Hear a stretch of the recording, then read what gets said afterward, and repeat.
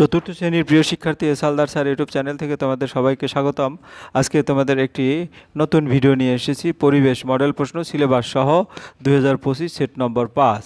ইতিমধ্যে আমি 4টি সেট দিয়েছি, আজ সেট হচ্ছে 5। তোমরা ইতিপূর্বে যারা এখনও আমার এই সেটগুলি দেখো নাই তারা দেখে এসে এই 5ম নম্বর সেট যদি পড়ো, আশা করি তোমাদের 100% কমন বাঁধবেই। তোমাদের বলবো নতুন নম্বর বিভাজন অনুসারে হলিস্টিক রিপোর্ট কার্ড অনুযায়ী তোমাদের এবারে প্রথম ইউনিট টেস্টের যে পরীক্ষা সেটা হবে 20 মার্কের। তোমাদের আবার মনে করিয়ে দিই, এটা কিন্তু চতুর্থ শ্রেণী অর্থাৎ ক্লাস 4 প্রথম পর্যায়ক্রমিক মূল্যায়ন সেট নম্বর 5। আমি বিশ্লেষণ সহ সম্পূর্ণ সমাধান দেখাবো। কাজে তোমরা যারা এখনও আমার এই চ্যানেলটিকে সাবস্ক্রাইব করো নাই তারা এখন এই চ্যানেলটিকে সাবস্ক্রাইব করে বেল আইকনটি প্রেস করে দাও, যাতে এরকম আরও অনেক ভিডিও তোমরা দেখতে পারো। যাই হোক, এখানে প্রথমে তোমাদের যদি বলি সিলেবাস, প্রথম অধ্যায় পরিবেশ এর উপাদান জীবজগৎ, দ্বিতীয় অধ্যায় পরিবেশের উপাদান জড়বস্তুর জগৎ এবং তৃতীয় অধ্যায় শরীর এবং চতুর্থ অধ্যায় আবহাওয়া বাসস্থান। এই হচ্ছে তোমাদের 4টি অধ্যায়। 4টি অধ্যায়ের মধ্যে থেকে এবার তোমাদের প্রশ্ন আসবে, তবে প্রশ্নের বর্ণনার শুরুতেই তোমাদের কিছু গুরুত্বপূর্ণ কথা শেয়ার করব।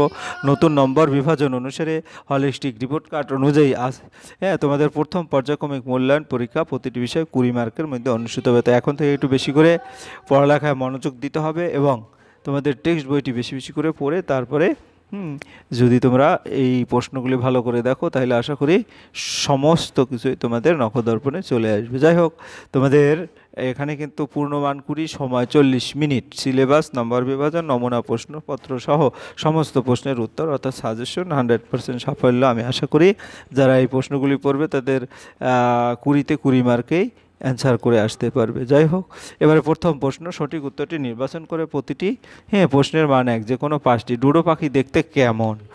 হাঁসের মতো সুন্দর। তারপরে তোমার কি হলো কাকের মতো কালো? এটার উত্তর হবে হাঁসের মতো সুন্দর। এরপর যদি আমরা বলি পরের প্রশ্ন, বন্যেরা বনে সুন্দর কথাটি কাদের বলা হয়েছে? জঙ্গলে উদ্ভিদ প্রাণীদের, গ্রামের উদ্ভিদের, গ্রামের প্রাণীদের, শহরের উদ্ভিদের। আসলে জঙ্গলে উদ্ভিদ প্রাণীদের বলা হয়েছে। এরপরে চিবিয়ে খাওয়া হয় যে জন্য, তা হলো খাবার মুখ থেকে বের করার জন্য, খাবার হজম করার জন্য, দুটোই অথবা কোনোটি নয়। উত্তর হবে খাবার হজম করার জন্য। তারপরে আমাদের গ্রাসনালী শেষে একটি থলির মতো অংশ থাকে, তাকে বলে পাকস্থলী। শ্বাসনালী ক্ষুদ্রান্ত, কোনোটি নয়। উত্তর হবে পাকস্থলী। এরপরে যদি আমরা পরের প্রশ্ন যাই, সময় মতো খাবার না খেলে যা হয়, শরীর সুস্থ থাকে, শরীর মোটা হয়ে যায়, শরীর দুর্বল হয়ে যায় এবং সবকটি হয়ে থাকে, অর্থাৎ শরীর দুর্বল হয়ে যায়। এরপরে শাকসবজি খেলে যা হয় তা হলো চোখ ভালো থাকে, চোখ খারাপ থাকে, তোমার কি হলো দুটোই নাকি কোনোটি নয়। উত্তর হবে তোমার চোখ ভালো থাকে। এরপরে খাবার থেকে আমরা কি পেয়ে থাকি? খাবার থেকে আমরা শক্তি, শব্দ, আলো এবং বাতাস। আসলে আমরা শক্তি পেয়ে থাকি। সারা বছর ঋতুর সংখ্যা হলো, সারা বছর ঋতুর সংখ্যা 2টি, 3টি, 4টি নাকি 6টি? কোনটি ঋতু? আমাদের আসলে 6টি ঋতু। এরপরে আমাদের পরের প্রশ্ন, সেটা হচ্ছে কি 1-9, শীতকালে মানুষ যে ধরনের বস্ত্র পরিধান করে তা হলো তোমার পাতলা জামা কাপড়, গরম বস্ত্র, দুটোই নাকি কোনোটি নয়। উত্তর হবে তোমার গরম বস্ত্র, অর্থাৎ 2 নম্বর উত্তর হবে। এরপরে বালির উপর দিয়ে কোন প্রাণী দ্রুত দৌড়ায়? বাঘ, উট, শৃগাল, হাতি। উত্তর হবে উট, 2 নম্বরের উত্তরটা হবে। এরপর আমরা চলে যাচ্ছি পরের প্রশ্ন, ঘাসের জঙ্গলে কোন পশু থাকে? ছাগল নাকি কুকুর নাকি গন্ডার নাকি গরু? উত্তর হবে গন্ডার। এরপরে আমরা চলে যাচ্ছি 2 নম্বর, ঠিক বাক্যের পাশে টিক আর ভুল বাক্যের পাশে ক্রস চিহ্ন দেবে। প্রতিটি প্রশ্নের মান হচ্ছে হাফ নম্বর। ধানের খোসা বা তুষ হয় আলাদা হয়ে যায়, এটা ঠিক। তারপর মিশ্র পদার্থকে সহজে আলাদা করা যায় না, এটা কি? এটা ভুল। পলিমাটি চাষের পক্ষে খুবই উপযোগী, ঠিক। ধুলো মেশানো চাল, জলে ধুলে চাল জলের তলায় থিতিয়ে যায়, এটা ঠিক। এরপরে আমরা চলে যাচ্ছি 3 নম্বরের প্রশ্ন, যে কোনো 4টি প্রশ্ন। এখানে আসলে 4টি প্রশ্নই দেওয়া আছে। উভচর প্রাণী, উভচর প্রাণী আমরা জানি কি? উভচর প্রাণী উত্তরটা দেখি যদি ব্যাং, কচ্ছপ, অর্থাৎ এই ক নম্বরের সাথে 4 নম্বরের মিল আছে। এরপর মেরুদণ্ড প্রাণী, আমি যদি এটাকে তোমার একটু দাগ কেটেই দেখাই তাহলে উভচর প্রাণী হবে কি? ব্যাং, কচ্ছপ। তারপর মেরুদণ্ড প্রাণী হবে কি? সাপ, মাছ। তারপরে গিয়ে অমেরুদণ্ড প্রাণী হবে কি? কেঁচো, আরশোলা। এবং স্তন্যপায়ী প্রাণী হবে কি? কুকুর। এভাবে তোমরা সুন্দর করে মিলিয়ে দেবে। শূন্যস্থান পূরণ করো, প্রতিটি প্রশ্নের মান 1। তাহলে দেখো ঠিক মতো খাবার খেলে শরীরের ড্যাশ ও ড্যাশ বাড়বে। উত্তর এখানে কি হবে? আকারও, এখানে আকার বাড়বে, এখানে ওজন বাড়বে। ঠিক আছে। দুধ, মাছ, ডিম, ডাল, সয়াবিন খেলে শরীর ড্যাশ হবে না, রুগ্ন হবে না, এখানে রুগ্ন হবে। তারপরে মাঝে মাঝে খাবার ড্যাশ ঢুকে গেলে বিষম লাগে, শ্বাসনালীতে, এখানে শ্বাসনালী হবে। যাই হোক, এরপর আমরা চলছি যে একটি বাক্যের প্রশ্ন। মাছেরা কি খায়? মাছেরা পিঁপড়ের ডিম খায়। তারপরে কিসের নিচে পিঁপড়ের ডিম পাওয়া যায়? ইটের নিচে। ইট কি জাতীয় পদার্থ? জড় পদার্থ। ব্যাঙাচি কোথায় দেখা যায়? পুকুরে ও নালা নর্দমায়। কাঠবিড়ালি কিভাবে পেয়ারা খায়? হাতে ধরে। কাঠবিড়ালি কয়টি পা? দুটি পা।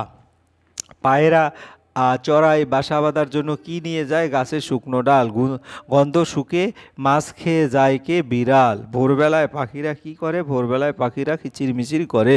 কয়েকটি পাখির নাম লেখো। পায়রা চড়াই, ময়না, টুনটুনি এবং শালিক। কয়েকটি জড়বস্তুর নাম লেখো। পেন, খাতা ইত্যাদি। তারপরে খালি চোখে দেখা যায় না এমন প্রাণীর নাম। অণুজীব ও ব্যাকটেরিয়া। তারপরে খালি চোখে দেখা যায় না এমন প্রাণী কোন যন্ত্রে দেখা যায়? মাইক্রোস্কোপ বা অনুবীক্ষণ যন্ত্রে। শিরদাঁড়া যুক্ত প্রাণীর নাম কি? সাপ, পাখি। তারপরে বস্তু কাকে বলে? আমাদের চারপাশে যা যা জিনিস আছে আমরা দেখতে পাই সেগুলি আমরা বলি বস্তু, যেমন চেয়ার, টেবিল, বই, লাইট, ফ্যান ইত্যাদি। তারপর কোনো বস্তু রাখার জন্য কি দরকার? কোনো বস্তু রাখার জন্য জায়গা দরকার। 5-16 বেলুনের মধ্যে কি থাকে? গ্যাস থাকে। 5-17 কোন গ্যাস ছড়িয়ে পড়ার উদাহরণ দাও? কোনো গ্যাস ছড়িয়ে পড়ার উদাহরণ দাও। যেমন আমরা দেখি কি মশা মারার জন্য ধোঁয়া, ধূপের ধোঁয়া, উনুনের ধোঁয়া, নালা নর্দমার ব্লিচিং পাউডার দিলে গ্যাস ছড়িয়ে পড়ে। আমাদের সবচেয়ে প্রিয় জিনিস কি যা ছাড়া আমরা বাঁচবো না? হাওয়া বা অক্সিজেন। চিবিয়ে খেতে হয় কেন? হজম করার জন্য। দাঁত দিয়ে আমরা খাবারকে কি করি? খাবারকে ভেঙে টুকরো করি। হজমের প্রথম ধাপ কি? খাবারকে ভেঙে টুকরো করা। গাছের শ্বাসক্রিয়া কিভাবে হয়? গাছ পরিবেশ থেকে কার্বন ডাইঅক্সাইড গ্যাস গ্রহণ করে, এরপর সবুজ পাতায় খাবার তৈরি করে অক্সিজেন ত্যাগ করে। প্রাণীর শ্বাসক্রিয়া কিভাবে হয়? হ্যাঁ, প্রাণীর পরিবেশ থেকে অক্সিজেন গ্রহণ করে এবং পরিবেশে কার্বন ডাইঅক্সাইড ত্যাগ করে। আবহাওয়ার আগাম খবর কোথায় থাকে? আবহাওয়ার রেডিও বা টিভি বা খবরের কাগজে থাকে। এরপরে 6 নম্বরের প্রশ্ন, সংক্ষেপে উত্তর দাও। এখানে যে কোনো দুটি, কিন্তু আমি বেশ কিছু এক্সট্রা প্রশ্ন দিয়েছি তোমাদের প্র্যাকটিস। আমাদের ভীষণ লাগে কেন? আমাদের গলার ভিতর পাশাপাশি দুটো নল থাকে। একটি নল দিয়ে খাবার যায় আর একটি নল দিয়ে বাতাস যায়। খাওয়ার সময় কথা বললে কখনো কখনো খাবার টুকরো ভুল পথে ওই বাতাসে যাওয়ার নলে ঢুকে পড়তে পারে, তখনই বিষম লাগে। শ্বাসনালী কাকে বলে? বাতাস যাওয়ার নলে খাবারের টুকরো ঢুকে গেলে বাতাস যেতে না পারলে দম আটকে থাকে, এই নলকেই শ্বাসনালী বলে। পর্বতারোহী কি কি নিয়ে পাহাড়ে পর্বতে ওঠেন? পর্বতারোহী গায়ের মোটা পোশাক, পায়ে ভারী জুতো আর পিঠে সিলিন্ডারে ভরে অক্সিজেন গ্যাস নিয়ে যায়। আবহাওয়া পরিবর্তন কি হয় তার একটি উদাহরণ দাও। এবার আমাদের আমবাগানে আম গাছে মুকুলই আসেনি। গত বছর শিলাবৃষ্টি হওয়ায় ছোট আমগুলো নষ্ট হয়ে গিয়েছিল। হ্যাঁ, এরপরে জড় পদার্থ কি? জড় পদার্থের উদাহরণ দাও। জড় পদার্থ বলতে বোঝায় যারা শ্বাস নিতেও ছাড়তে পারে না এবং এরা নিজ থেকে জায়গা পরিবর্তন করতে পারে না। জড় পদার্থের উদাহরণ হলো খাট, ইট, বালি ইত্যাদি। তারপর বৃষ্টি না হলে ধান গাছের কি ক্ষতি হয়? বৃষ্টি না হলে বা প্রচণ্ড গরমে বীজতলায় ধানের সারা মাঠে রোয়ার আগে হলুদ হয়ে যায়। ঋতু কাকে বলে? বছর একটি নির্দিষ্ট সময় জুড়ে কোনো জায়গায় একই রকম আবহাওয়া থাকলে তাকে ঋতু বলে। অন্যভাবে বলা যায় শীত ও গরমের পার্থক্য অনুসারে বছরকে 6 ভাগে ভাগ করা হয়, এই প্রত্যেকটি ভাগকেই ঋতু বলে। পদার্থ কাকে বলে? উদাহরণ দাও। বস্তু যা দিয়ে তৈরি তাকে আমরা বলি পদার্থ। যেমন প্লাস্টিকের বোতল বা লোহার প্লেট হলো বস্তু, কিন্তু প্লাস্টিক বা লোহা হলো পদার্থ। আমাদের দাঁত মাজা দরকার কেন? দাঁত ভালো করে মাজতে হবে। দাঁত না মাজলে মুখে দুর্গন্ধ হবে, দাঁতে পোকা জন্মাবে, নানা রোগের সৃষ্টি হবে, তাই দাঁত মাজা দরকার। দাঁত কখন এবং কিভাবে মাজা দরকার? দাঁত দিনে অন্ততপক্ষে 2 বার মাজতে হবে। শুধু মাজলেই হবে না, কোনো কিছু খাওয়ার পর ভালো করে মুখ ধুতে হবে। টুথব্রাশ বা নিমের দাঁতন দিয়ে দাঁত মাজা যেতে পারে। দাঁতের ফাঁকে খাবার আটকে থাকলে কি কি সমস্যা হতে পারে? দাঁতের ফাঁকে খাবার আটকে থাকলে ওই খাবারের টুকরোয় খালি চোখে দেখা যায় না, এমন সব জীব বাসা বাঁধে। এসব জীবেরাই দাঁতকে খারাপ করে দেয়। খারাপ দাঁতকে পরে তুলে ফেলা হয়, তা নয়তো দাঁতে সংক্রমণ হয়ে আবারও গভীর সমস্যা দেখা দিতে পারে। খাবার সহজেই গলা দিয়ে নেমে যায় কিভাবে?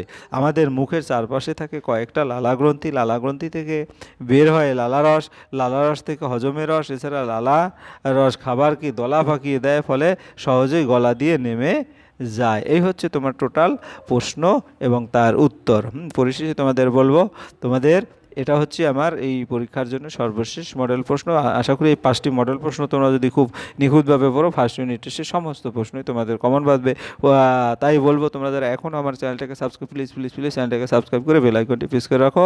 আর ভিডিওটি দেখার জন্য অসংখ্য ধন্যবাদ। ভিডিওটি ভালো লাগলে লাইক কমেন্ট শেয়ার করতে ভুলো না। আজ এই পর্যন্ত, ধন্যবাদ সবাই।